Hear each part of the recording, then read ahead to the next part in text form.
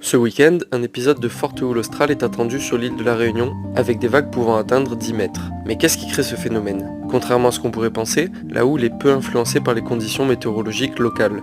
Tout commence à des milliers de kilomètres, dans les 40e rugissants et les 50e hurlants. Dans cette zone, la différence de température entre le continent glacé et les eaux plus chaudes crée des tempêtes au vent violent qui ne rencontrent aucune terre pour les freiner. Lorsque le vent souffle sur l'eau, il crée des petites ondulations appelées clapots. Si le vent est fort, ces vaguelettes grossissent et forment une mer agitée. Sur des longues distances, ces ondulations gagnent en énergie et en amplitude, devenant de la houle. Celle-ci continue de croître tant qu'il y a du vent et voyage bien plus loin que les tempêtes.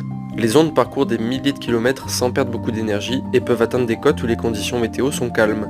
À l'arrivée près des côtes, le fond marin remonte et la partie basse des ondes interagit avec le sol, ce qui les pousse vers le haut et les vagues prennent de la hauteur. Plus elles avancent, plus la partie basse de l'onde ralentit au contact du sol, tandis que la partie haute va plus vite, faisant basculer la vague en